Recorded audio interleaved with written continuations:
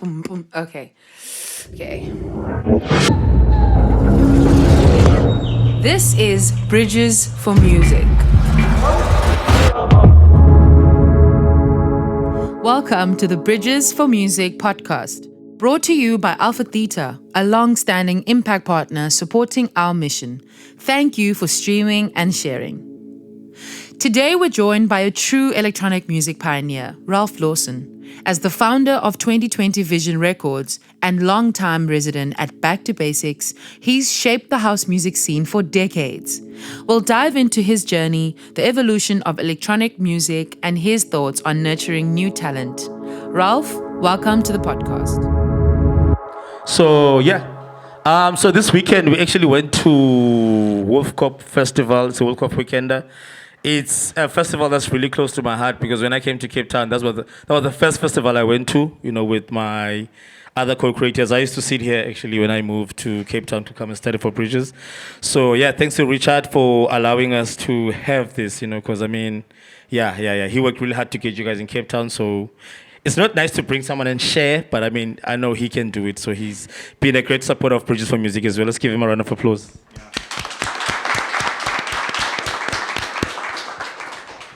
Cool. So thanks for coming, man. Richard, I was having a chat with the guys like that. We were having a chat about the workshop at Wolf Corp, but it seems like I'm still nervous. But I thought, okay, so it's gonna be good. We're good now. So guys, today we've got two amazing gentlemen. Like I said, this workshop is a bit of two things. Usually, it's someone that speaks about events, only that, or someone that speaks about a label. Not someone that does that and a DJ or a producer. Axel Bowman, you guys, almost everyone here knows him. It's been amazing. It's nice that we actually get to be up and close and have a chat with you guys. So, Ralf, just a bit of a question, man. You just did a tour in Langa. How did you feel? And your perspective of, because a lot of people come inside this class and see all of those computers and feel like, you guys have everything, but it's provided by Bridges for Music, by seeing the initiative that, South Africa is a very musical place. A young kid, even if they don't know what they're going to do with their lives yet, but they're probably in love with music. So, man, what was your observation and how did you find the tour before we get into things? Yeah, so just a quick intro. I'm Ralf Lawson. I run 2020 Vision Records out of the UK. Thanks for welcoming me to Bridges for Music. It was really important to me to come and meet you and see what's going on. It's a really, really exciting development. And as you say, you could come straight into the building and it would be a world of high tech, really. And it's beautiful. We had a very short walk around Langa, really just around the block. And even in that block, we learned so much history and culture from Nella. And, it's quite moving. And my impression was I needed much more time to really kind of understand the history of Langa, but you might have a preconception, which will be a misconception about a specific thing in your head. And I think many people might think a township is certain ways in Europe, and then the reality is going to be very different. So one thing I noticed was everyone was super polite and super respectful, and everyone was saying hello and interested. And we obviously we were getting dropped some very, very serious, very heavy history from Nella, who was our guide. I just wish I had more time, but I couldn't really give you so much detail at this point. Yeah.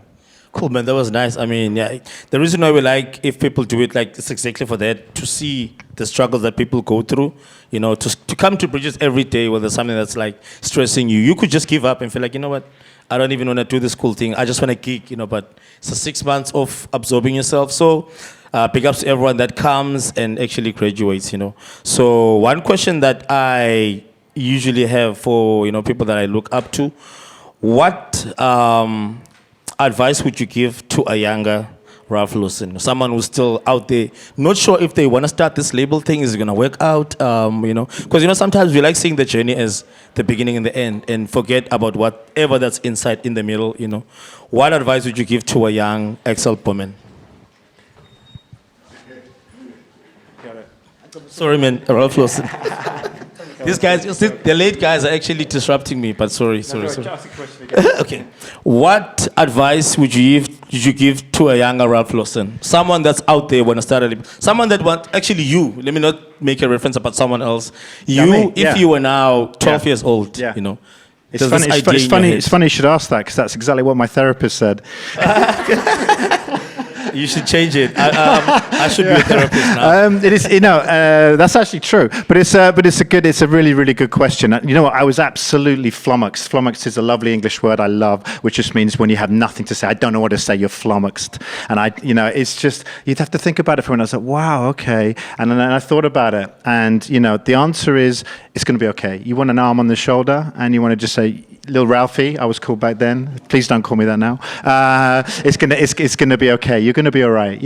Life is hard. It's gonna be a struggle, but you're there. You're there. I'm 55 years old. I've survived 30 years of the music industry. And when I say survived, I don't just mean economically. I mean a lot of my friends have died. There's been it can be a dangerous industry. And we're survivors. We're survivors to be here this long. So hats off to anyone that takes on the music industry, and I hope we can make it a better place, because in all honesty, it's been like the Wild West. It's a bunch of cowboys, and I really hope that structures and educations and network like Bridges for Music are doing is gonna help the future, and not only for artists like yourself, but for the next generation and the next generation, because honestly, this industry really needs shaking up, and it needs change. Yeah, absolutely, man. You can clap hands, guys. Cool. So now about 20, and also while I'm asking questions, guys, this is much more flexible. So if you have a question and it's burning, don't wait until you forget it. And you're like, and you ask your, work question, because you had one and then you forgot about it. So just lift your hand up. I'll come to you with the mic. 2020 vision. So, I mean, when you found it, what was actually going into your mind? Like, I know where it is now, but, before you found it, you were like, okay, there's this idea that I want to start, why a recording label out of everything else, and what was the inspiration, and where did you see it going? Yes, so basically we were sending out our demos. We were young DJs and producers in a town called Leeds in the north of England, and we were sending out demos to the record labels, and we were getting nothing. We were getting nothing back. In fact, we were getting negative responses. We were getting like, "What the hell is this? This is what I don't even know what this is. This isn't like what is?" Because we were fusing elements of house music, which I love, which came obviously mainly from Chicago, but elements of techno, which came mainly from Detroit. So we called this fusion. Like, honestly, it was probably early tech house. Now I don't understand that word anymore personally, but in its purest form, it was a fusion of techno and house, which is tech house. And we love these kind of experimental sci-fi sounds coming from Detroit. Obviously, the Belleville 3, which was Derek May, Juan Atkins, and Kevin Saunderson, and also Eddie Folks. There was a whole community that we just we connected with, and we love Stacey Pullen, Shay Damier, Ron Trent, we forged and a little bit of our own sound. And the guy I was working with is a guy called Carl Finlow, and he was much more into pure electro. So he was very purist sounds from Kraftwerk through to the kind of I get some more German kind of electronic sounds, quite pure sounds, but really, really great production. And I was coming off from the clubs from the house, so I was injecting some beats into it, and we were sending them out to record labels, and no one wanted it. No one wanted it at all. So I just said, okay, well, we're going to do it ourselves. So we were living in a farmhouse outside Leeds, and there was just four of us, and there was a studio in the living room, and there was me, and there was Carl Finlow, and there was a guy called Fraser Bridson, who's not in music anymore, but he was really into he got the internet really early. Remember, this is 1994, so this is before the internet, before phones and all that stuff. So, but he got it, and we were actually very early onto the internet. So we were connecting on what at the time was called forums, which is before chat rooms, which is before Facebook pages or even MySpace, any of that stuff. There was forums, So we were communicating with people in Germany, people in California. Some of them we still know, actually. They're still friends. Very, very early. This is not 94. This was a little bit later, maybe 98, 99. And we just, it's okay. I said to the guys, I said, listen, they don't want it. Fuck them. We'll do it ourselves. So, we did. So I guess, my role was to kind of get the records made, and then the records would come out of the studio. I guess Carl was for sure the producer, the studio guy. He was the kind of studio genius. Everyone needs one of those. But I guess my skill set was more into a little bit of the organizing, a little bit of how are we going to do this, how are we going to get the records out there. The name 2020 Vision, it came from an accident. In fact, what we would do, we would do the vocal mix first back then, and then you'd have fun with the dub. And then dub, we'd get really into it, and we'd just be lost in the dub, like just twisting filters for ages. And we did this one long, and they were long. We did this one long take, and we stopped the DAT. It was back then it was a DAT player. Digital audio tape was the format, and we stopped it, and it landed exactly on 2020. And my friend who was in the studio went, "Oh mate, 2020 Vision," and I went, "Oh wow, that's a great name for the label." And because the actual meaning though is perfect sight. I don't have perfect sight. I wear glasses. It's not me, but it means we wanted people to have an open mind, to have to be free, anti-genre. It's very anti-genre. Everything was splitting up into drum and bass. You asked the question, what are you guys into? I just want to make it clear that this is not just for deep house people. I want to talk to the whole room. It's inclusive. It doesn't really matter what music you're into. I'd like to lay down some, hopefully a little bit of knowledge that will help you, and it can be for anything. It's universal, hopefully, in the music industry. And we just said, we wanted people to just, listen to the music and not be in these little genres and little niches. And I could see it splintering. I wasn't into it. I was into, I like some of that. I like some of that. I like some of that. So I thought it was a good name for a label, and we did it ourselves. Nice, man. Yeah. Wow, that was amazing. Yeah. It's funny that there's so much work that gets put into running a label. But if you're not really aware of what really happens, it's more like upload the songs and people are going to listen to them. I just want to know, what were some of the challenges in actually establishing that label? Finding it and to where it is now. Because I know that, like I said, especially in South Africa, it's either you want to sign, or you're just going to keep the music to yourself. A lot of people don't want to try DIY because they feel like, I don't have the tools, But I mean, I'm sure you might have had the tools. But what were some of the challenges, in actually finding and running and, 2020 Vision to what it is now? I think the challenges have often been economics. It's very hard to kickstart anything because it costs money. But I think I was thinking about this point, and one thing I think was absolutely essential for us was what's called a P&D deal, which is production and distribution. And then what that means is a bigger distributor, they'll take on the costs and they'll manufacture your records. They kind of believe in the music, and they'll take on all the costs of creating the records. So you just have to kind of produce the artwork, the music, and you kind of drop it off, and that means you can start a label with very low cash input, so I think having an early P&D deal was super helpful. And the strange thing is, I've gone through 30 years now, and I've tried every model. I've tried doing it yourself, pressing it all yourself, and the weird thing is I'm back in a P&D now, because what I learned is it's far better to make like less on each record than it was to like make quite a lot on one and then lose on lots. It's better just not to lose money. Just keep going, making a little bit. It's not. I don't think chasing the big stuff is not my strategy. I just want to build over time, and that's an important point. Is what is your strategy? Is this short term? Is this long term? Is this a goal? This is what I'm going to do for my life. I'm dedicated. Music's me. I'm in. And then that's a different question from I want to hit now. Okay, that's a very different question. So your strategy depends on your outlook. Perfect, man.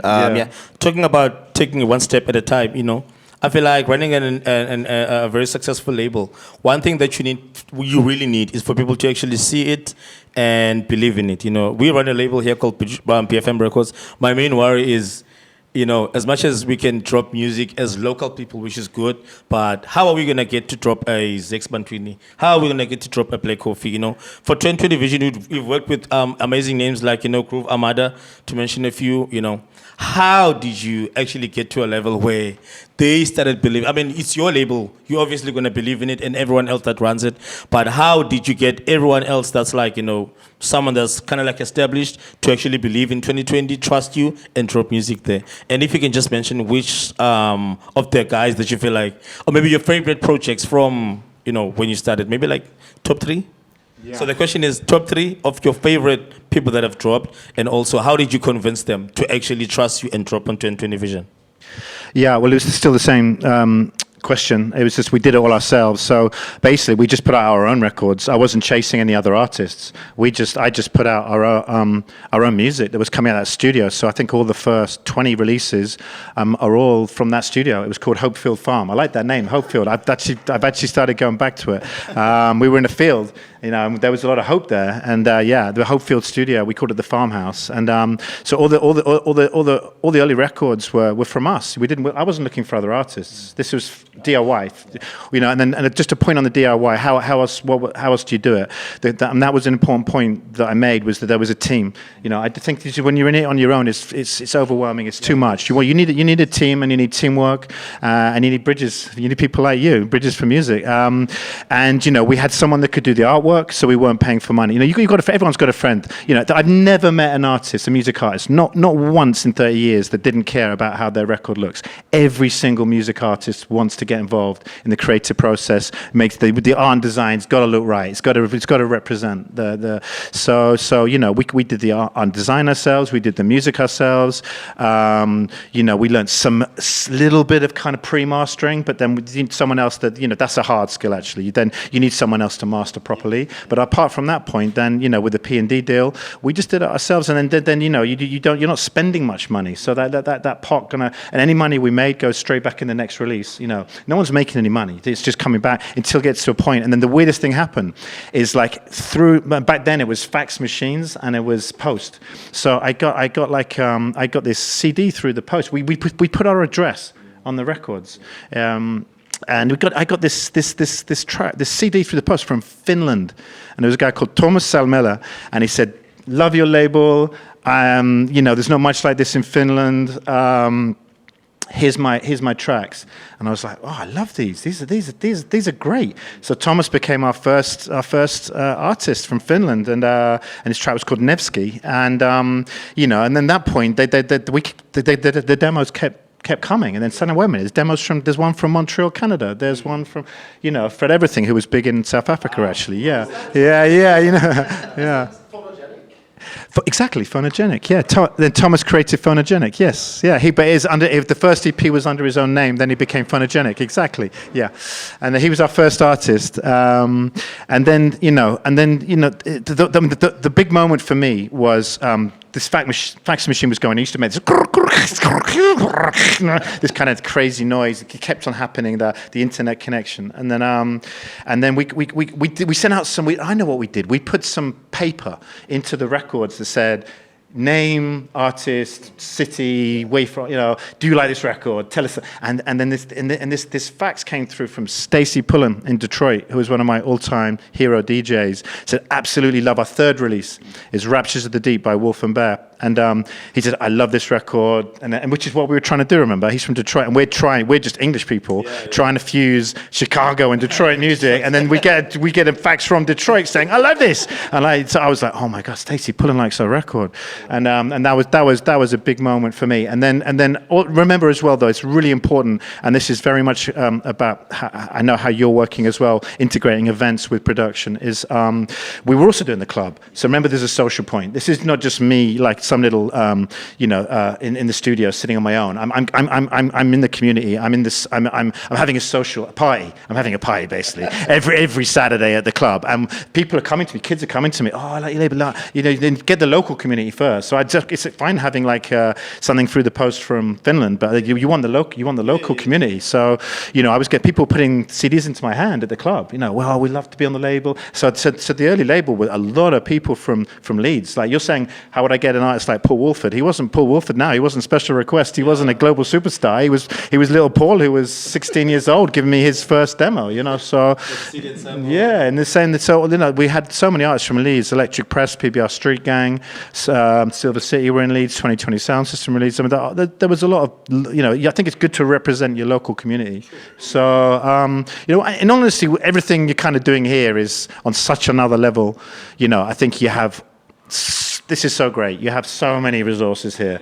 And I think, you know, I don't think I need to really teach you much because you're doing it. So I think obviously you're here. Honestly, I think you're in a great place to be, really. Yeah. You hear it, guys? Yeah. So as much as you're saying there's not a lot you can teach us, you'd be surprised what has come out of mentorship, you know. Yeah. I never saw myself as a mentor, you know. When I met Rudy, it was through social media, and I invited him to come to meet him. I didn't see myself, I see myself as someone's friend, and then, but by coming to Bridges, it made me realize that, you know, we all have a responsibility of mentoring anyone that you think is good. To talk about that, you know, just to say, you know, what happens with mentorship. So usually when people come, you know, I mean, I myself, you know, sometimes where I feel like, is this thing even worth doing? You know, I can just give up and go get a job. But I feel like with someone that actually shows you that you've got this, you know, you can do this. Just keep pushing on. Some stories that have happened at Bridges through mentorship, it's like amazing stories, you know, where an artist goes from like 5 monthly, you know, listeners on Spotify, or if you don't know how to even look at those monthly listeners. So like, yeah, we've got some great examples, you know, your Sake, you know, your Zimsto. Zimsto was actually sitting here in class, and then Chots, who's I'm working with Still for Talent. A friend of mine came to do a workshop, you know. Zimsto was doing jazz. I mean, she's still doing jazz, you know. But she wasn't really sure if, you know, how can I do house and all of that. And then Chots just started jamming. She sang on that song. Lil, did you know we had a release now by an international, by someone that felt like, is this music really working? Let me just go to Cape Town and try to study this bridge. So sometimes it's not information, but it's just pairing you with someone else. Another example, Sake, you know, she's been going through so much last year, so much, and I keep telling her that, I mean, the reason why you're struggling this much is because something big is coming in. She's like, I'm gonna give up, and I mean, she dropped a song with Parks. You know, Parks. We know Parks in South Africa as big DJs. You know, from Tulum, and then they did another song again with another alumni. So yeah, I mean, those stories. I mean, you might say it's us teaching the stuff at Bridges, but without everyone that comes in like a mentor, a Richard who's giving us a chance to go on an excursion to a Wolfcorp weekend and see how things are done. My first festival was there. If I didn't go to Wolfcorp, I probably would have fucked up my first festival gig because I wouldn't know how to play because I hadn't been there. So just to shine a light on that, it's not us. It's us, but you know, this school was built on mentorship. And Valentina came and started mentoring younger kids from Langa, and then, I mean, it's a ripple effect, you know. So yeah, another question that I have, which is something that it doesn't stress me because, I mean, I'm not that old. I don't come from the analog age, but technology, how things have changed. I feel like now, I remember when my mom used to buy me an Eminem cassette, you know. I used to listen to that. I wake up, play that cassette, only that cassette, listen to it, and even memorize the songs. But now, if Eminem drops now, or maybe like one of my favorite, you know, artists, in albums, more specifically, I listen for the first 1 minute, and okay, I like this one. Skip, okay, I like this one too, till I finish the album. So what has been the challenges of people actually listening to music and absorbing themselves and keeping that CD wherever they go? You know, that CD where you like, you know, sometimes we even put like, you know, oil on it, or maybe, you know, so that it doesn't scratch, because it's just one CD. But now you can listen to someone's, you know, album today. You can listen to like 5 albums a day, and tomorrow you don't want to listen to them anymore because I know I've heard that. I know they're good. So what are the challenges with you and 2020 vision with that? You know, do you think people, it's like now music has become bubblegum music? They chew and spit, or they, you know, like I mean, for me, for BFM Records, we started the label in this type of like with this nowadays technology. So we're not struggling much, but I can imagine someone that come from, you said someone sent you a CD as a demo, but I know now you get like, you know, someone sends you a file, sort of a link to download that file. So yeah, what are the challenges and what are the, you know, the benefits of it? Yeah, well, I think the format just changes. I don't think that's so important.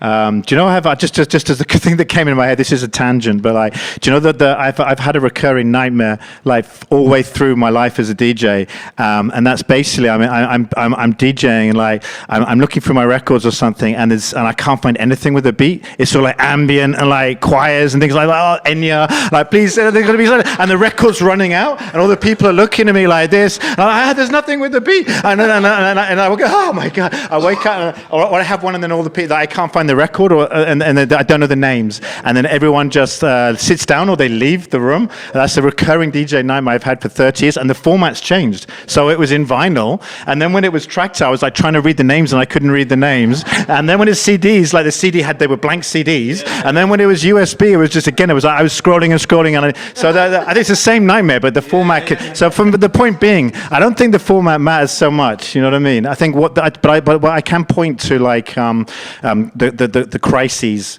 the events that it was, and not just for me, it was for everyone. And honestly, obviously, the pandemic was huge for everyone. That's a huge crisis for musicians because all live work is gone. Like that, gone. Like Thanos clicking his fingers, all the live work's gone. And but that was but in all honesty, that is the point.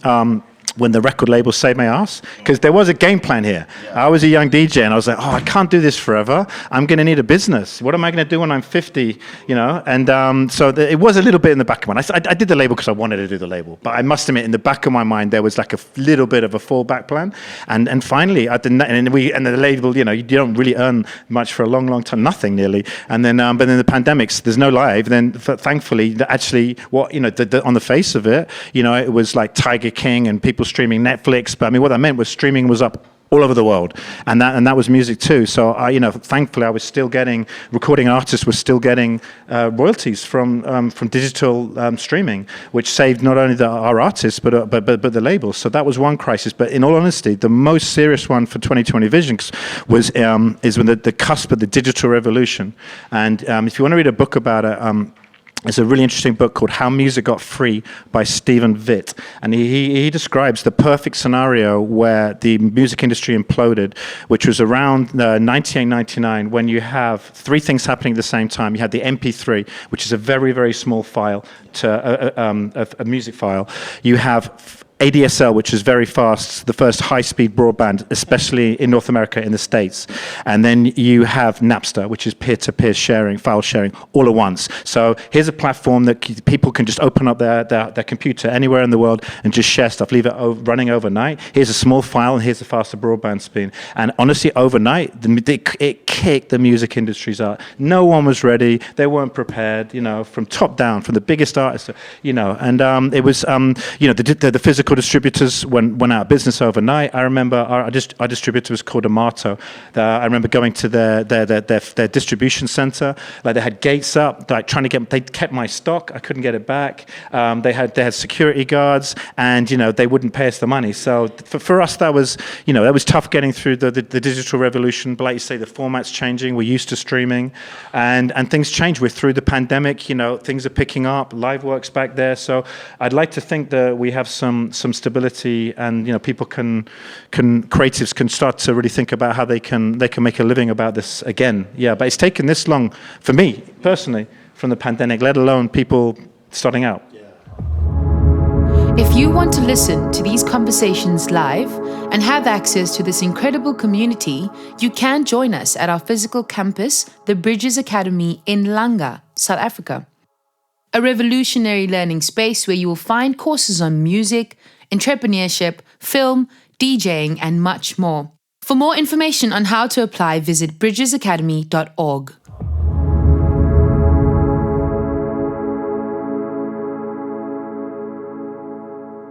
Yeah. Nice, man. Yeah, that's amazing. I mean, you've been doing this for a long time, like, long. Do you have a question, Seko? What's the name of the author of the book? The book? Yeah, it's called How Music Got Free by Stephen Vitt. Oh, okay. Yeah. Lawson. Oh, wait a minute. Good, does it? So, man, I mean, you just mentioned that it's been a long time. I'm good with questions if you want. Okay, question. If you can help by coming forward, Stroke easy, boy, easy. How's it, Ralf? Hi. Just a quick question. It's kind of like a two-part question. What would you say is your secret source of creating a good record? And which one do you enjoy? Is it creating the record or performing it? Yeah, it's a really good question. I mean, I think what Ati was saying earlier on, why I was a bit nervous because I know there's a very strong production team. I mean, a lot of producers here, and there's a real. This school is also very much focused on producing. So to let you into a secret, I never really saw myself as a producer. I'm okay in the studio. I'm okay in a collab, but I was always working with synth genius. So it's pretty hard to say, okay, I'm going to play this when some guy can already play you, craft work. So it's like, work out all the analog gears, and that stuff wasn't easy. That was difficult. You need, did nothing work, nothing synced. Oscillators and ADSR, and it was, So I mean, I was come more from the drums and the kind of DJ side of it, really. And then, at some point, I just had to say, what's your skill set? Am I a producer? Am I DJ? What? And so, and I said at some point, actually, it mainly was having family actually, and first kid, I was still doing stuff. Second kid, I was like, okay, I've got less time here, and I had to kind of make a decision. And the decision was, well, actually, I need to be the record label guy. You guys are much better at making the records than me. You need someone to put the records out. So I tell you what, I'll be the record label guy. I'm good with that, and you go and produce. So just to make that clear, then, so we kind of split this a little bit into two. So Axel is an amazing producer, and he's going to give you an insight into production processes after me. So I think the creating a great record side, I'll leave to Axel because this is the professionals. But the buzz for me as the record label guy is I'm addicted to putting records out. I can't stop. I honestly don't know how I'm going to stop. My catalog number is up to 444 vinyl records. Yeah, Amazing. I think we've done 50 albums. When we have sub labels, maybe another 200. Honestly, I think we've done 700 releases. Wow. It's the next one. I still want to do another one. I want to do another. Okay, well, the artwork could be like this. What if we got that remixer? Oh, that should have been a dub. Oh, we messed up. That should have been the instrumental mix. I always want to change stuff up. You know what I mean? So I can't see myself stopping. My ears. I'm only worried about my ears. Say, protect your ears. That's a little bit of advice. Remember, your ears are like speaker cones, right? You bust your speaker cones, they're not coming back. You can't take them to the menders. You make sure you got the hearing protection in. Check out these are free. I've got a free little decibel counter on my phone. Don't go above 80 when you're in the studio. It's just a nice level to work out. It's not going to hurt your ears. Clubs are crazy. Clubs are 105, 100. It's not good for your ears. Wear the plugs. There's cool ones now. Loop good. It's not a fashion thing. You're musicians. You need to protect your ears. That's one thing I would say. Yeah, I feel like I wish I had, because I'm always guilty myself of carrying like earplugs, Yeah. So guys, it's really important to protect your ears, Mine are big. Imagine if I could lose these ones, I couldn't even use his because they're small, It's not like you can get an extra pair of ears from anyone else. So yeah, man. I mean, one thing that I feel like a lot of people coming from the township, we know struggle, but sometimes it just overshadow us so that we don't usually see if other people are struggling. I know if someone comes to Bridges, and they're a big name and they're coming from another country, we like believing that they probably have everything easy, they probably have a manager, come this side, come here, eat this thing, So yeah, what would you say was a time when you felt like, I'm really struggling, I feel like if you've had that time, I'm giving up, and then maybe something helped you from that. And another one, what are you currently struggling with now? A struggle in your career which made you feel like, I'm going to drop everything. I'm going to stop this thing. And what are you currently struggling with now, like as in today? Yeah. Well, my favorite author is another book, is Haruki Murakami. I don't know if anyone knows this Japanese author. And I don't know what happened, but I just found his books at a very young age. The first one was, I think, 88, and The Hardboiled Wonderland and the End of the World. And then I've read every single one religiously. He's a little bit of a kind of the closest thing I have to a guru, just through his writing. I'm a massive fan of Japanese culture. I don't know, I just love that kind of striving for kind of like perfection, but I realized that was my weakness, you see, because I thought it was about striving for perfection, but actually that's the problem, because nothing is perfect. There is no perfection. So actually I'm going to put an I am in front of perfection, so it's about imperfection. We're pretty good at imperfection. So, I think but it still means you're really striving to do your very, very, very best, the very best you can be. You want to fulfill your creative potential here. This is what this school is about, creative practice. You're going to need the skill set, the processes, the knowledge, and then I really hope that everyone here just feels like, okay, I'm in a place where I really feel good. Like this has taken me a while. It's been a struggle, but I'm in a good place now. And just to go back to Haruki Murakami, he has an analogy where there's a book where this guy finds himself down in a well, and he's at the bottom of this well, and it's so high up, and there's just a tiny bit of light, and he doesn't know if he gets to the point he doesn't know if he's alive or if he's living or if he's dead. He's just like, he doesn't know what's happening to the world. The world could be doing anything else. He starts to have supernatural thoughts. He's hallucinating basically in the well, and what he realized is there was nothing to do. He couldn't climb out. He just had to sit there. He had to sit there, and he had to sit there until the time it changed. So at the moment, we have moments in our life where you just have to sit in the well. I'm down, things are not going well. The more you push, the harder it becomes. So I just when I'm in that moment, okay, I'm in the well. It's, I'm just going to sit here for a bit and things will improve. So what you need is the belief that things will improve. Things always improve. The one thing that is constant in human existence is change. Everything changes all the time. That's the one thing that gets me through. So you asked me my question now, I feel quite good, actually. I'm in a good place. I think I've had a tough few years recovering from the pandemic, as a lot of people have. It's been slow, but, I'm feeling very energized, I'm excited by this trip to South Africa. It's been fantastic, thanks to Richard at Wolfcott Festival, and see what, he's doing. And but it's not just that, with in the clubs and in the city and the people we're meeting, it's a very exciting time to be South African, I think you have a bright future. Yeah. Nice. Give up to South.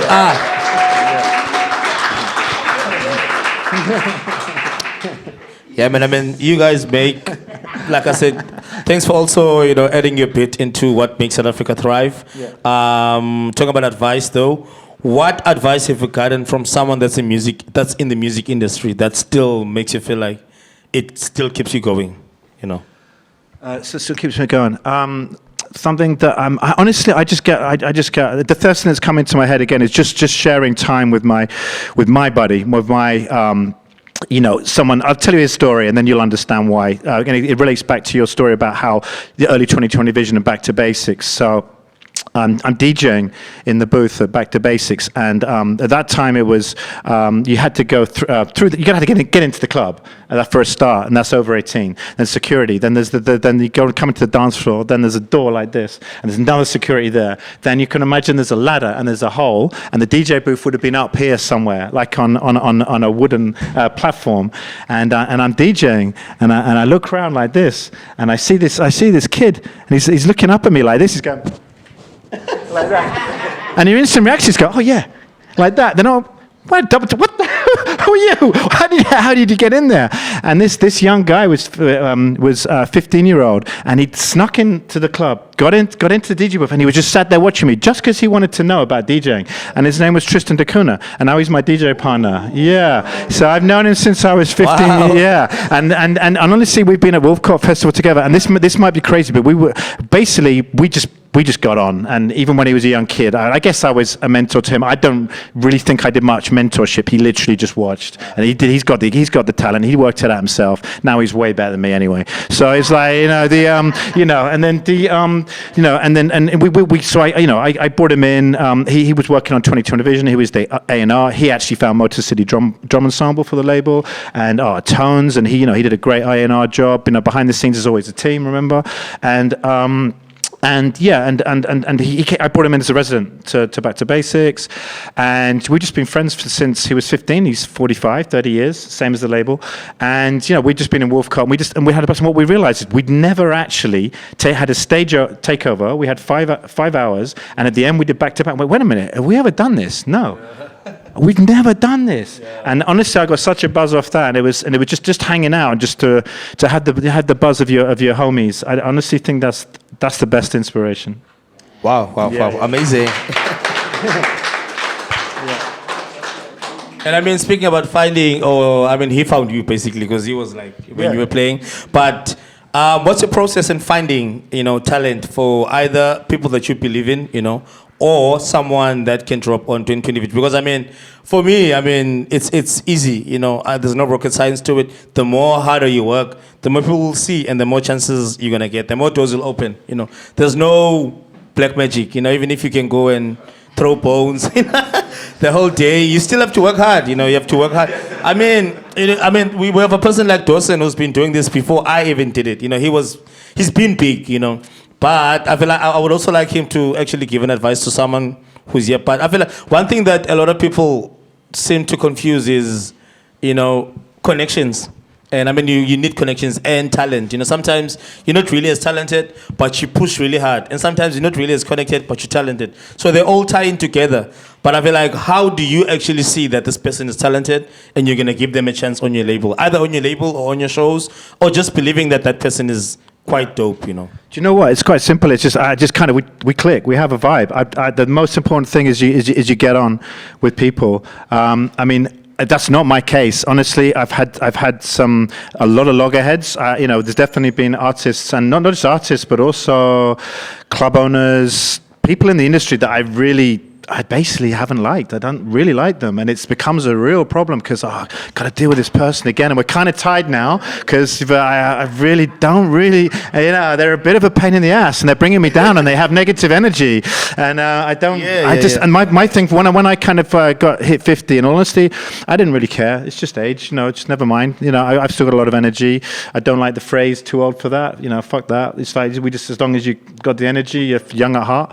So, but what I do want to do is just work with people I like and I enjoy, because I just can't be bothered with the assholes anymore. I've done my time with them. They're gonna suck your energy, man. And it's difficult to say, and it could be in a relationship, it could be boyfriend, girlfriend, whatever. It's like, what, I need to move. and I think that's the most important. Work with nice people. Just have fun. This is fun, man. If you're not, why are we here? Because we love it. Because it's fun. Because we enjoy it. It's our passion. We're not. If we want to make money, then we can go into the city, right, and try pretty much any other profession. So it's hard. Let's be clear. The dream of the superstar and being the next Black Coffee is hard. It's difficult, but not to say that's nice to have that ambition. It's reality. He's a great example, but it's just to understand. I think we wanted to touch on this. Actually, it was in your notes. A little bit is that there's lots of jobs in music, and one thing for me at the moment is a little bit of my thing is to try and kill this myth. I call it the myth of the superstar DJ. I really don't like it, and I think we've had it for far too long. And I just don't think it's healthy. Mainly for a few reasons. One, because they take all the money. It's not equal. And two, because it's just, I don't think it's a great precedent for kids. I've got to be that one up there. That's the one for me. And I just think that music could be a lot more sustainable if people saw that there was a lot more opportunities, a lot more jobs. Not everyone wants to get up on stage and show off, right? Yeah, you might be shy. Actually, I'm the shy. Actually, I don't want to. I want to work in the studio. I'm more comfortable here. I don't want everyone looking at me. You know what I mean? People are different, and there's lots of jobs in music. There's videography, there's content creation is so important now. You can't just do music. Your whole thing has got to be about like the visual identity, and content is king now. So and remember, this is fee paying work. This is not you just thinking I'm going to get a royalty. There's my job. I've done the job. There's my invoice. I just think that there's a shift in the industry where it's more sustainable would be better. Yeah. I mean, I know that myself, because I always saw myself as this wonder kid where I come from. I come from a small city called East London in the Eastern Cape, where, I mean, it's light, even if you're a dancer, you'll probably be known, but that can actually get into your head and make you feel like you're bigger than anyone else.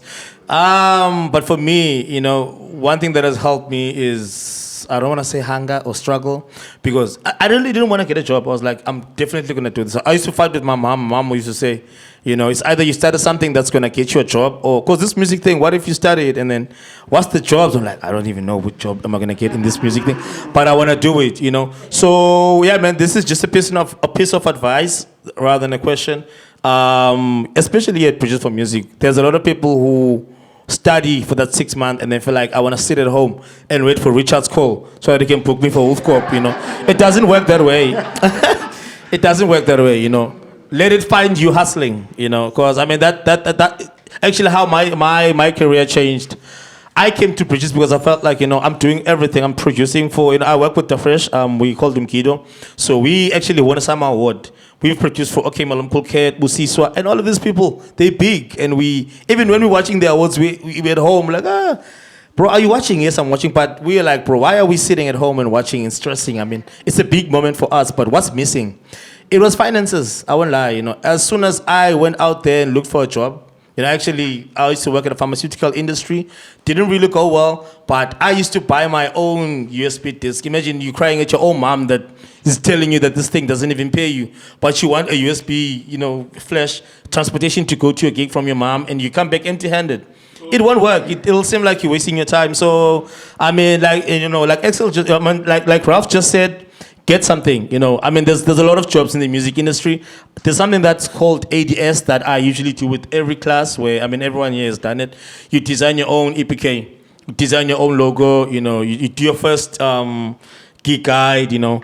And I always teach them that, you know, as much as you can do that for yourself, there's a lot of people that didn't come to Bridges that can actually make use of those services. So just an advice, do the music thing, but then it doesn't mean it won't work. Don't put yourself into stress where you're like, the only money that you're expecting is through a song. You haven't even released anything, but you're waiting for money from music, you know? So let's be realistic at sometimes. I mean, yeah, I mean, it's nice if it's being said by someone that used to do it, you know? I mean, some of the biggest producers like myself, I'm lucky that I have a job, guys. I won't lie to you.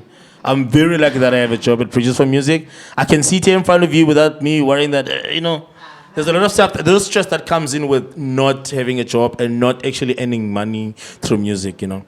Yeah, but is there anyone else who has a question?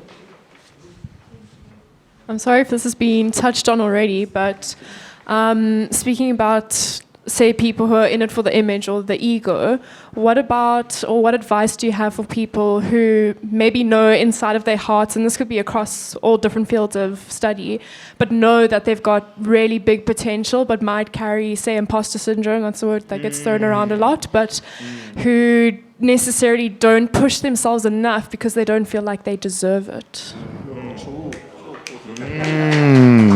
Ooh. Okay, so my name is Ralf, and I have imposter syndrome.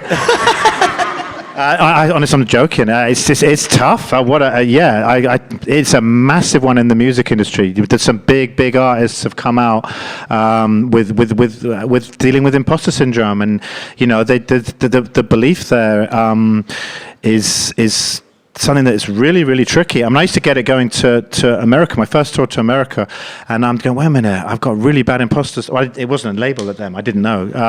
You know, wait a minute, so I'm going out to America and I'm going to play like records, like, you know, maybe some of mine, but you know, you're not a band, you know, it's not your music even, you're a DJ. You're like, this is quite heavy imposter syndrome. I have often felt like that. And honestly, I don't know the exact answer, because I think it's all about belief. And actually, you know, I think this is when we are really understanding, and this is far more better now, especially since the pandemic. And I noticed it is an important part of Bridges for Music, because you know there's got to be an element of well-being and understanding mental health issues in the music industry is so fundamentally important now. Like I said, when I've lost friends, you know, it's real, and a lot of it is mental health problems. And imposter syndrome is a tough one. You know, we've seen big artists, you know, in their lives that feel that they shouldn't be there. It's no joke. But I couldn't profess to be a professional how you deal with that. Apart from me, it was just belief. I think all I'd say is, like, you have to believe in yourself. If you don't believe in yourself, no one else is going to believe in you, and that is the hardest thing. And I'm not saying that's easy. Honestly, I think it took me my entire life before I got to the point, and I was like, you know what? You're okay at this. You know, you're okay. Don't worry. Just be kind to yourself. Just give yourself you know, you're doing okay. Just like, you know. And I think the first part of your question was the most important. If you set yourself up with an ego, then you're going to fall through imposter. But if you say, I've spent like a lot of my life stripping down the ego. It's not a healthy thing. Confidence is one thing, arrogance is another. Yeah, yeah.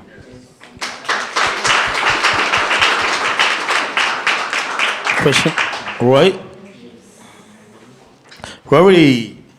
Thank you, mate. Love the shirt.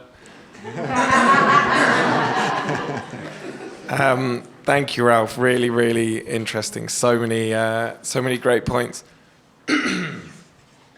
This is actually just following on from that about imposter syndrome. I heard such a great point on it from Jimmy Carr, actually, randomly, the comedian, who has a great podcast with The Diary of the CEO. Lots of great, really sort of philosophical info there and points.